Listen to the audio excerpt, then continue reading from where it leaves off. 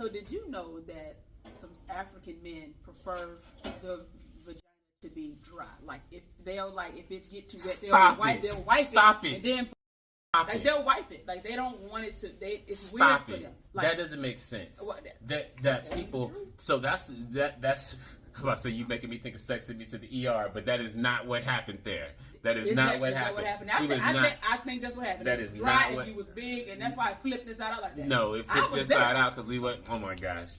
So I would have to disagree. I would say I don't think any man in any country wants a dry.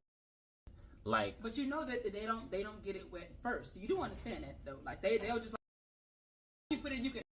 But you don't. You don't do that. Except for like when you're very young and you're not experienced, you might do that. And again, everybody for TikTok, when y'all TikToking, we're just having a little education about these topics and kind of talking around, so y'all don't try to ban and stuff. But I did not know. Somebody told you that. Did somebody try to do that to you?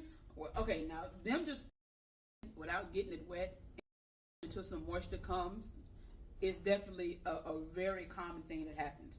But I was talking to a South African girl, and she was like, sometimes they'll like wipe it. If it's they'll like wipe it and then put it because they want it to be a little bit more. I guess they like the friction.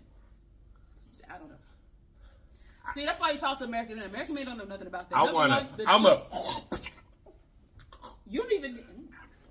I don't even know what you're talking about.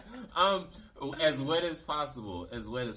Like. But you also are well endowed. I think also dudes that are like smaller would need it to be less wet so they can feel it more. How do you feel? And you can cut it there, or we can keep this going. How do you feel about using lubrication?